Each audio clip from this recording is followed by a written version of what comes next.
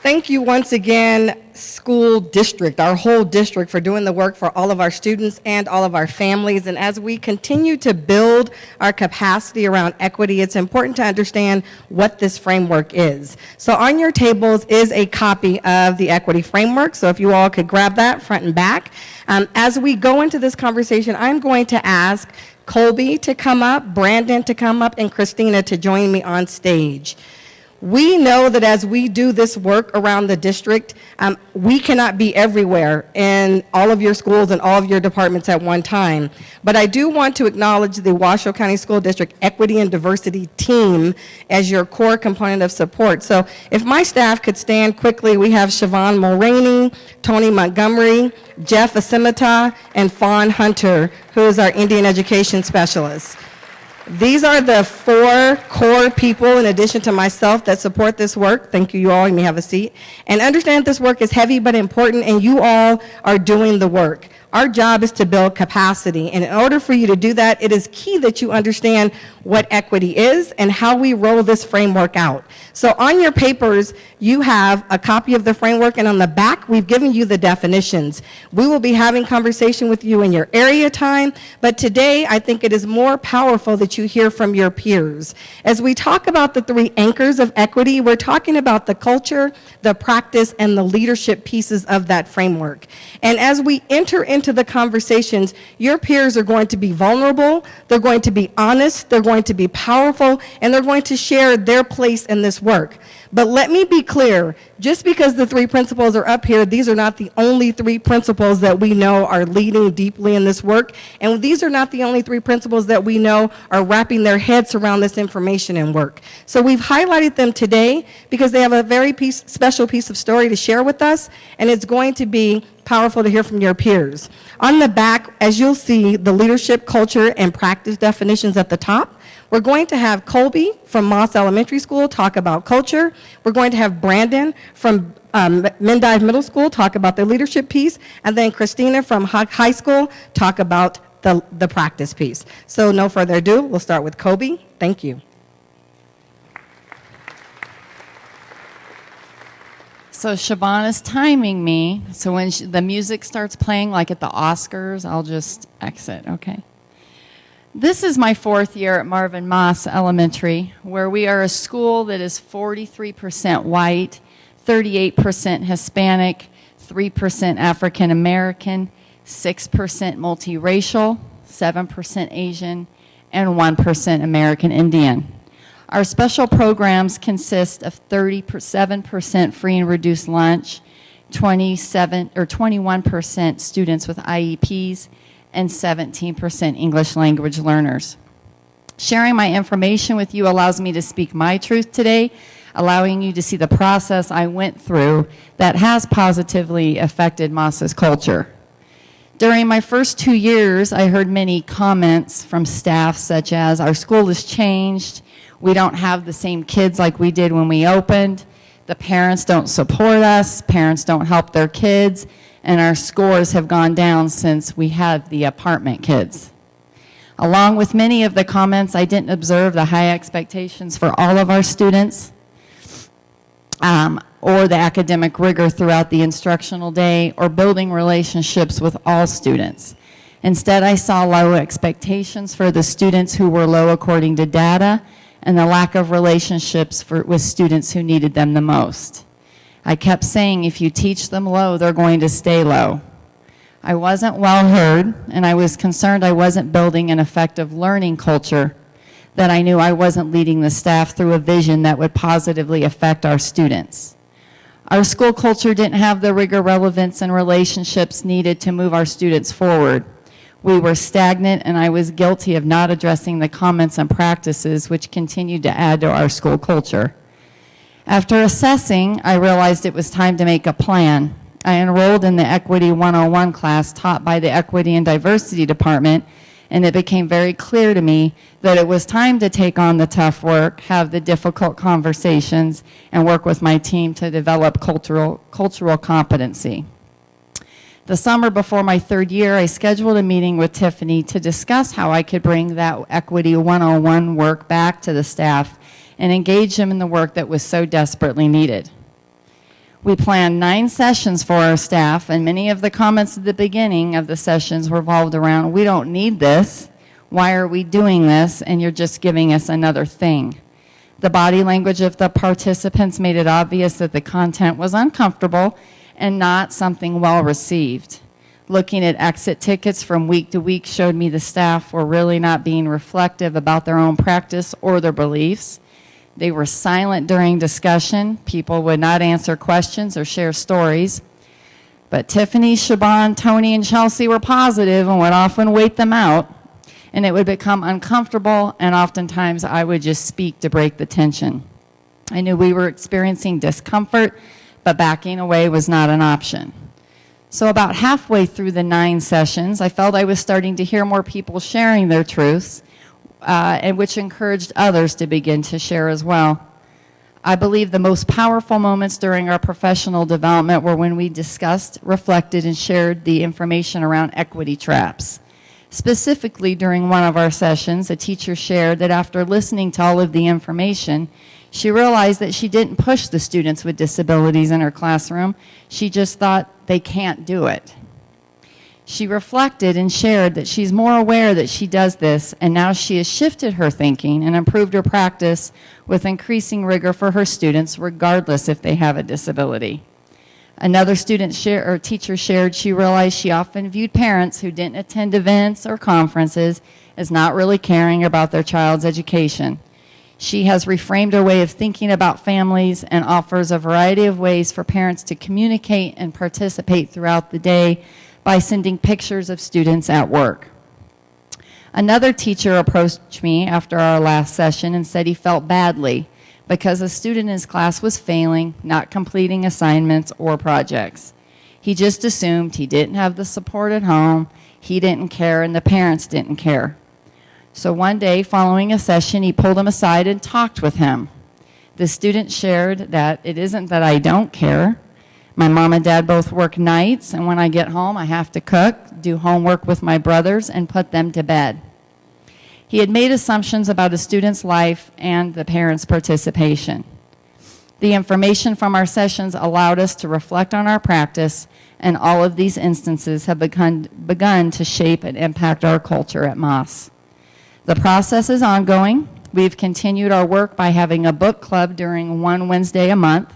3 teacher leaders are leading that book club to continue that work. The focus of the book is building relationships, holding high expectations, committing to equity, and accepting professional accountability for student learning.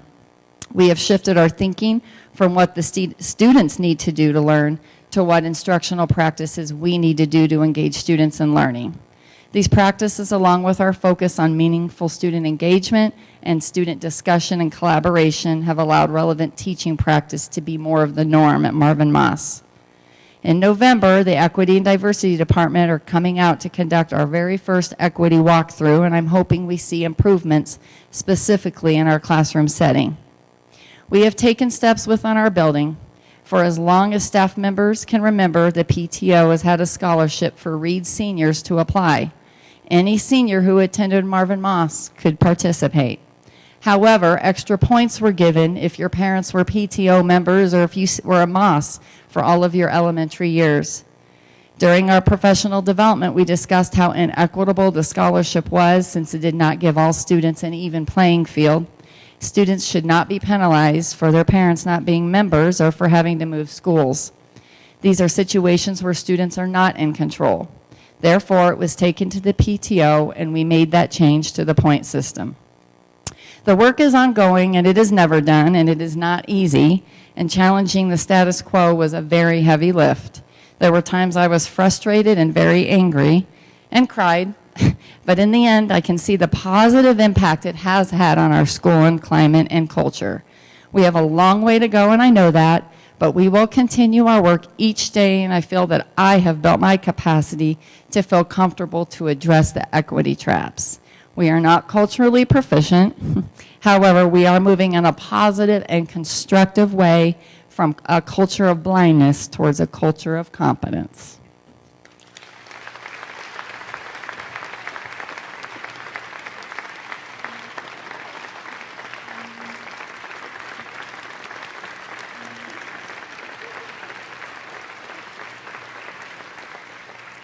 Thank you again, Colby, for, again, being vulnerable and bold and putting information out there and not just saying that we can't, but showing the shifting and the growing and the changing, because we know that shift happens, S-H-I, F as in Frank, T, shift happens. Good. Laughter's good, people. It's Friday morning. Okay. We want to move into the next part of the equity framework, and that is going to be leadership. And now I'm going to have Brandon come up for Mendive to cover the leadership portion of the equity framework.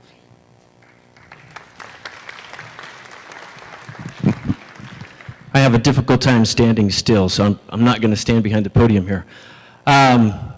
So equity is something that I've been working on at Mendive. I haven't engaged the equity department like Marvin Moss has in a direct way. I would say that I've engaged them more in a consultative basis to help me improve my skills and improve as I seek to lead Mendive towards greater equity. I think it's something that we've got to work on. All of us have to work on. We need to improve. Our schools are not what they should be. Mendive is not what it needs to be when it comes to equity. For me, one of the very first things that we need to do as we try and lead our schools towards greater equity is understand who we are and where we come from. None of us see the world in a truly objective way. We all experience the world through the subjective lens of our lived experiences. So I would like to share with you a little bit of my experience as it relates to equity and diversity. So if you head out of Reno and head east on Highway 50, the loneliest highway in America, go about 8 hours down that highway and you'll come to my hometown, Delta, Utah. Delta is a small rural community in Utah. It's a very proud community. Delta High School, which is home of the mighty Delta Rabbits.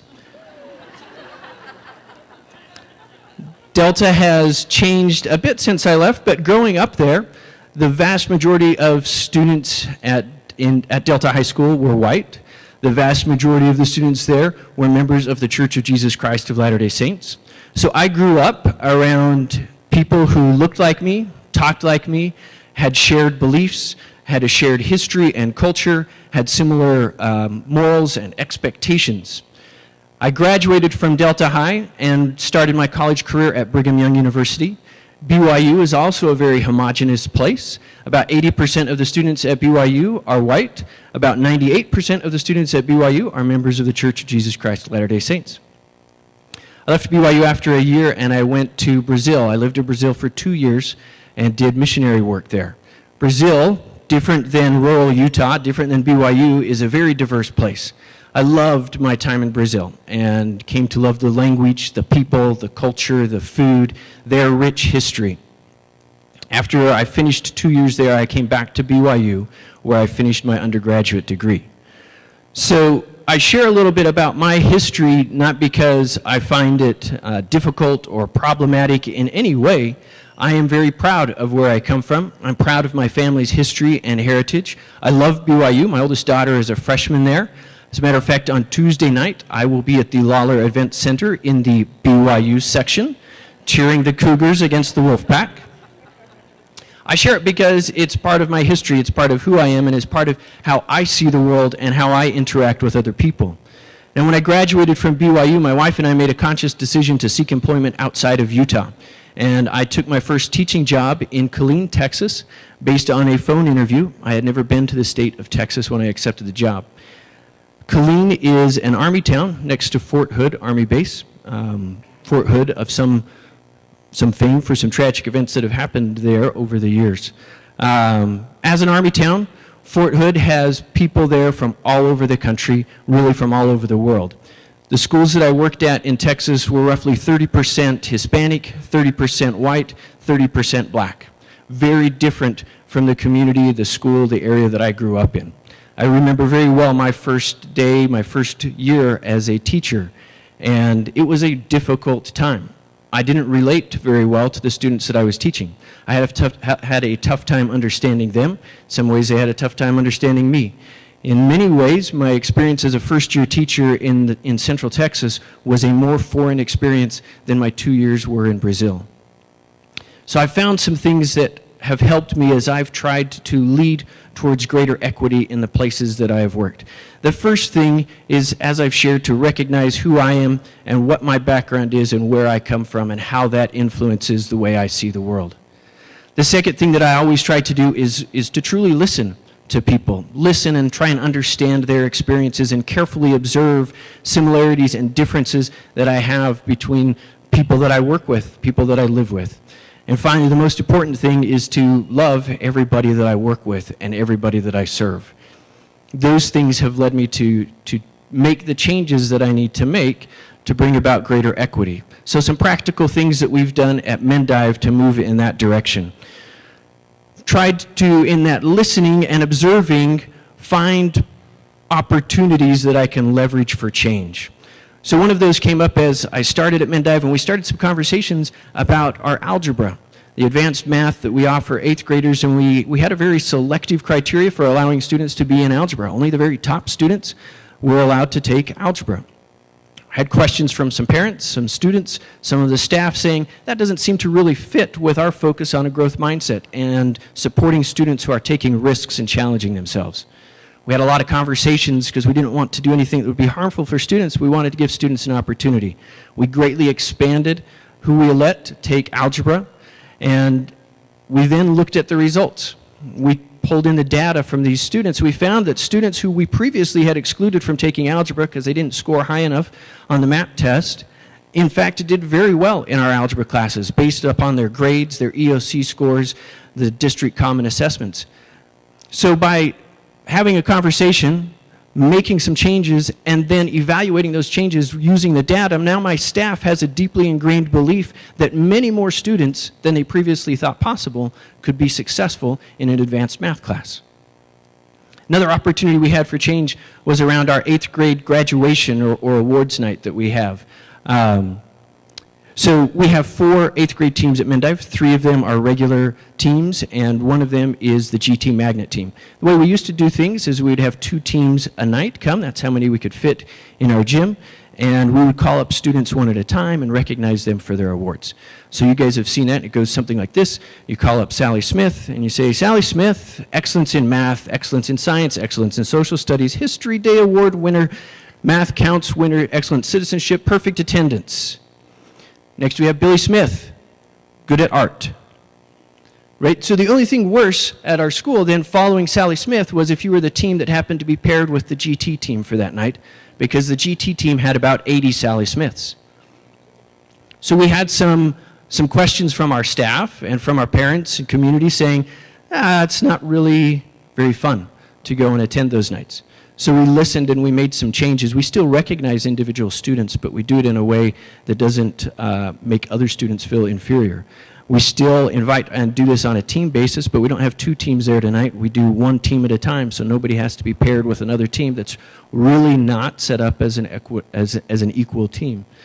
So these are some opportunities that we had based on conversations with our staff that easily could have been ignored when these questions or comments came up. But by taking advantage of them and leveraging them, we have made some small changes at Mendive. We're not to where we need to be, but I believe that these changes are incremental and have a positive cumulative effect. What we're working towards at this time is Mendive is, as Colby shared with Moss, demographics are changing. Mendive opened in 1995, and the community is very different than it was. We are being rezoned this next year, and we'll continue to change. We're very focused on making sure that Mendive, even though the community around it changes, continues to be a great and proud school, and that we achieve spectacular results no matter what changes around us. So my hope, my belief is that as we recognize who we are and we honor our own past, our own heritage, our own culture, and recognize how it shapes the way we see others, as we truly listen and carefully observe others, and we love those that we serve, that will help us to develop the skills that we need and the courage that we need to take advantage of those opportunities and leverage them for change and move our schools towards being more equitable places. Thank you.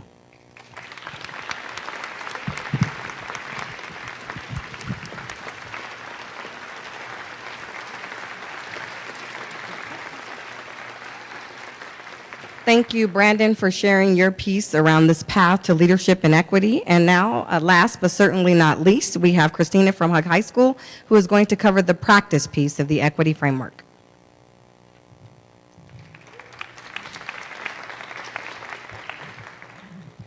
Good morning. I have not been to Brazil like Brandon, but I am from Texas. I grew up in El Paso, Texas, so I remember meeting some people from Killeen, Texas. So that's one thing in common with Brandon.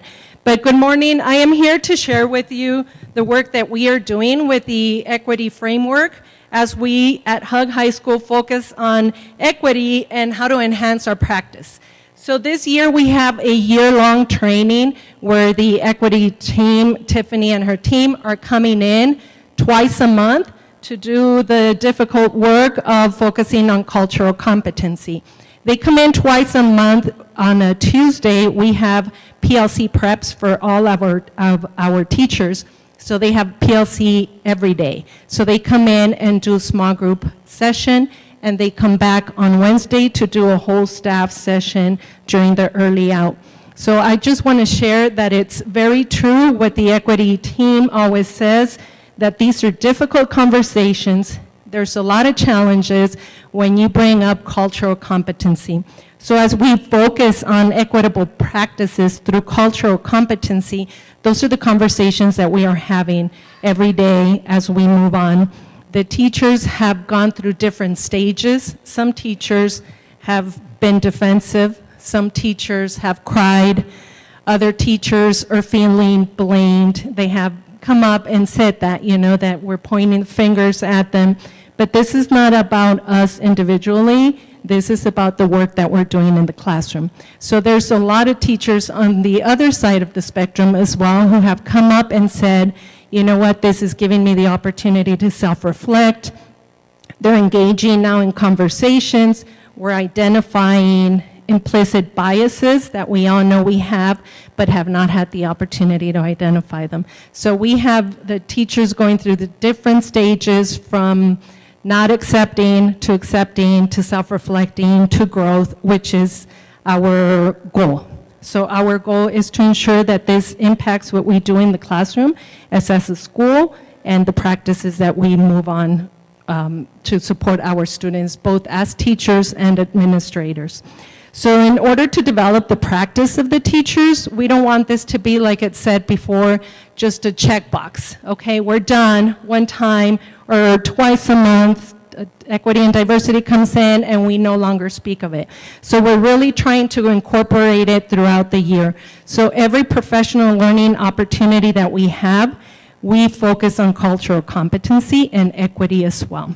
So some examples to that as we go through the professional learning year-long is what can we do with this work and what we are learning and what we're talking about as we plan for lessons, as we plan for our classroom management, as we look at a school-wide practices that we have in place. Are they equitable? Are they door closers or door openers? So we did have a professional learning aside from the equity and diversity that focused on the door openers and door closers, and we discussed as a staff what practices do we have in place that are providing opportunities, and what practices do we have that are door closers, and what can we do about that?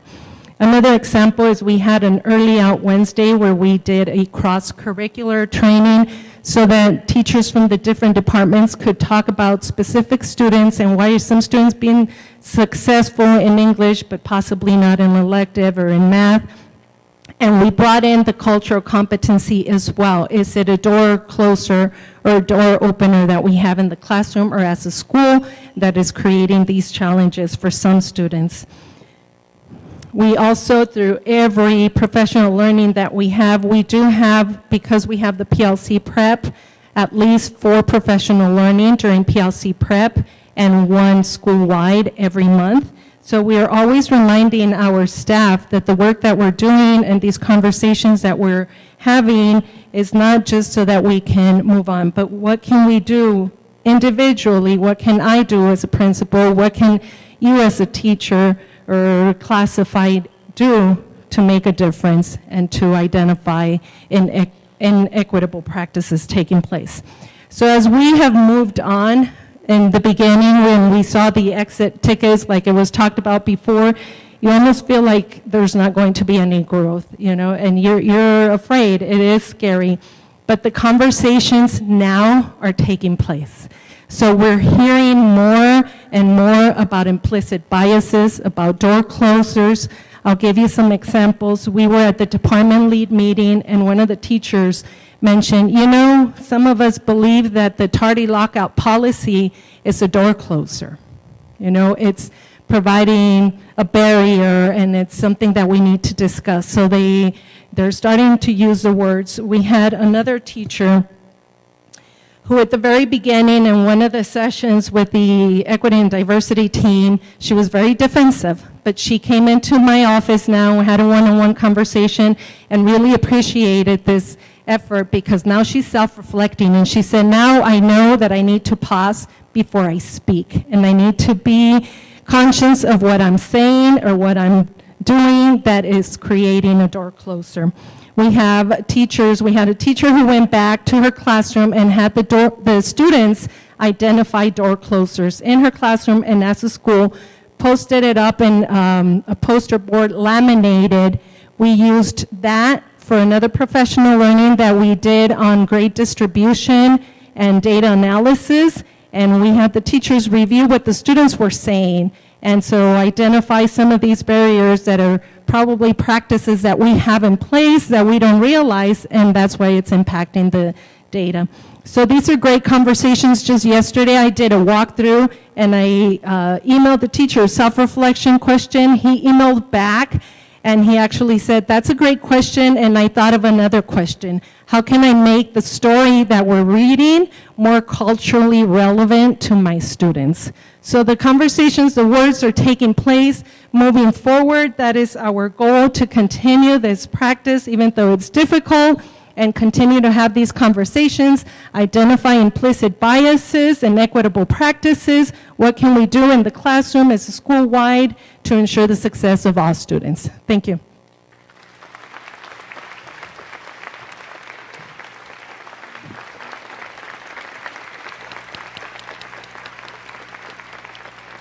So again, I want to thank our three principals at Moss, Mendive, and Hug High School for coming up and sharing your story, the work at your schools. And I hope that you all hear that this work, although may be challenging in some areas, does not have to look the same in every space. It looks different at every grade level, but we have to start. And so this call to action is powerful. It is about all of our students, all of our families, and all of our staff. The pieces of equity and the framework of culture, leadership, and practice all come together to ensure that we have equitable outcomes for everyone. Thank you all very much.